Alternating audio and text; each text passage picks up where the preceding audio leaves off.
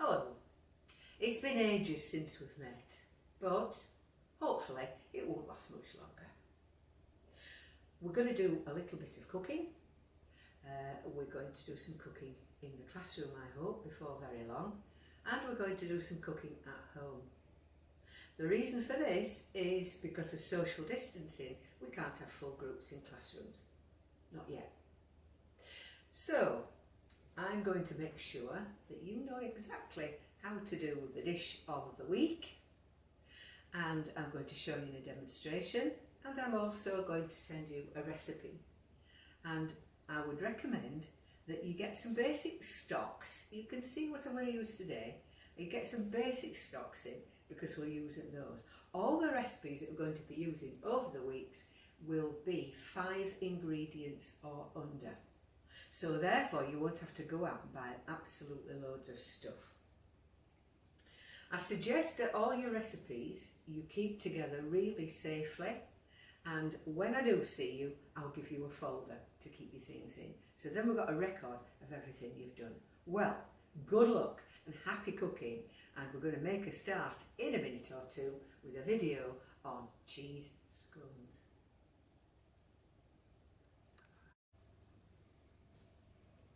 Hi, here we are then, cheese scones. There's nothing like a good scone, and for afternoon tea in the summertime, perfect. In the wintertime, perfect as well. So we're going to make a scone with all the basic scone ingredients. I'm going to show you how to do the scone. Then I'm going to tell you about some different fillings and additions that can make the scones different. Now we're going to start off with, you want a large mixing bowl. It doesn't have to be a glass one, whatever you've got, but it's got to be large. I'll tell you why as I go along. So that's got in it 200 grams of self-raising flour. And we're going to add to that before very long 50 grams of butter. You can use margarine if you like, it just depends what you've got in, it really doesn't matter. Butter tastes nice though, doesn't it? So we've got flour, self-raising flour, and we've got butter. And so here we come on now to the flavouring. And we're going to make cheese scones today. So I've got a heaped up tablespoon of grated cheese. Any cheese that you happen to have in the fridge. This is cheddar. And I've grated it quite finely. I've also got here 100 mils of milk. And we need about 95 for the recipe, but I've measured just a little bit more because I want some to glaze the tops. In addition to the cheese, I've got some black pepper for seasoning, just to make it nice. Don't need any salt because cheese is salty anyway. And I've just got in a little green dish here a bit of flour, which I might need on the worktop as I go along.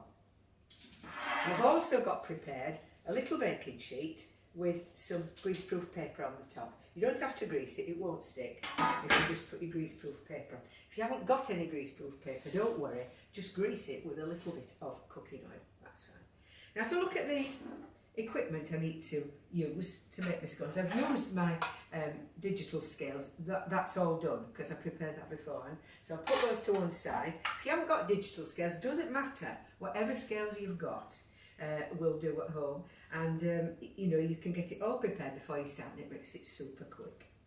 So I've got here a cutter. Now I'm looking with this cutter because it cuts a crinkly edge, which we call fluted, or a plain edge, doesn't matter, but when you are using a savoury filling for your scone, you tend to go for a plain edge. Now this is a 2-inch cutter in old money, so that's what we're looking at, okay. And here we've got a rolling pin and a little knife, spoon and a pastry brush just to go over the tops. Right, here we go. Now the first thing I'm going to do, I'm going to make a well in this flour and I'm going to break the bits of butter into it. Now it's quite warm in here, so the butter's quite soft. So what I'm going to do is just rub it in until it looks like breadcrumbs. We always say that, and I don't always know if people know what breadcrumbs look like because we think of those orange things that go around fish fingers. But in actual fact, breadcrumbs are crumbled up bits of ordinary sliced white loaf usually, that or wholemeal I suppose if you must, to put on the outsides of things and coat them. Now can you see now it's mixing in Don't know if you can see. It's mixing in really well and the butter's disappeared into the flour. This recipe fits in very well with a healthy eating scheme because, as we all know, things like scones and buns and cakes are treats. It's not something we're eating every day because they've got quite a lot of fat in them. But in actual fact, scones are quite low fat. So that's not too bad. In the flour choices, you can use granary flour, you can use wholemeal flour, use what you like really in the flour, so you can make a very much healthier option. Okay, so in here now I've got the butter rubbed into the flour, so now's my chance to just stir in the grated cheese and put that into place.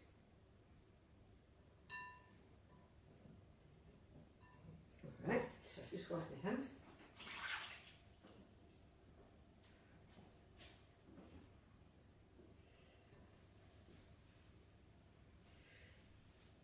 So, for flavouring as well, I need to add a little bit of black pepper, not a lot, it just gives it a bit of a lift.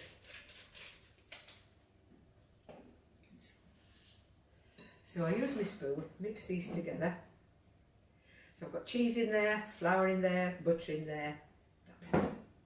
And well, again, now to take the liquid. Now remember, I've just got a little bit more than I need, so I'm not going to put quite all of it in. In fact, I'm going to put a good half to begin with.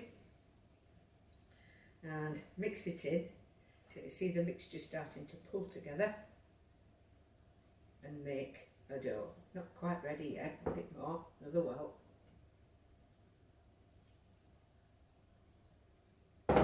Little bit left. Let's see how we go. Does take about 95 mils. Now, it's good to see if that'll stick together. Just a tiny, tiny drop more, nearly there. So I think that's probably it. Yes, that's better. So at this point now, I'm going to get rid of the spoon. We shouldn't overhandle the mixture so very quickly because it makes it tough. You don't want tough scones, you want them crumbly and nice. So I'm going to get it all to mix together now in the bowl. And then it's going to go onto the worktop. Now I'm going to show you the bowl in a second.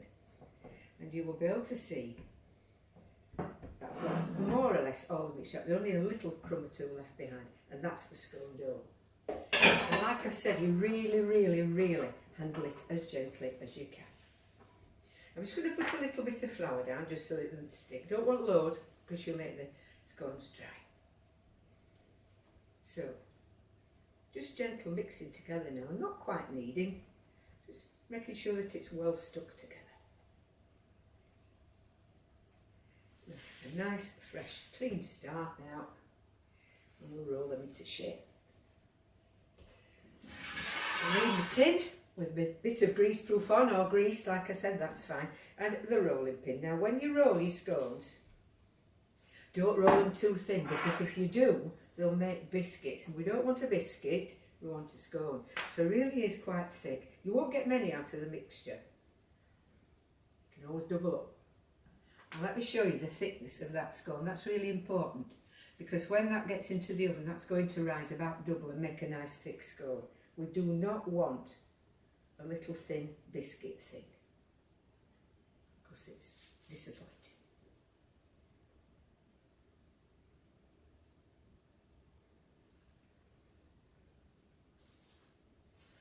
Just re-roll this bit, but be careful, careful, careful. Don't overhandle it, don't make it really tough by overworking it.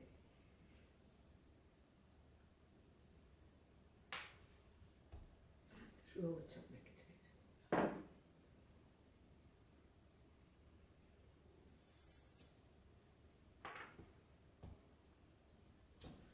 So it's going to make 6.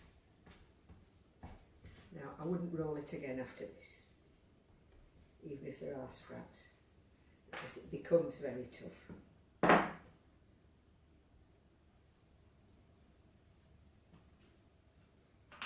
Now I'm going to just put them a little bit nearer, because I like scones which kind of stick together a bit. When you pull them apart, they're all lovely and soft around the edges.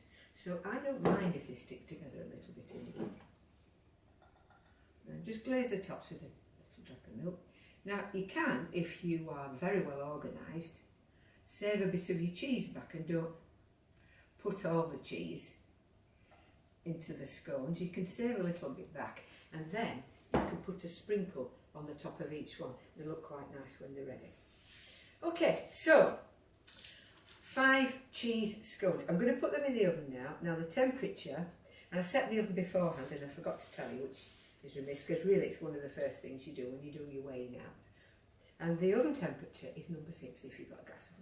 If you've got an ordinary electric oven, it's 200, and if you've got a fan oven, it's 180. And these scones are going to go into the oven. They're going to take at least 15 minutes. They may take 20, but you can have a look at them in about 15 minutes. Now, because the oven's been on a while, it's really hot. So, really important, 2 scissors. So, in a little while, I get back to you and show you what they look like. Okay, bye.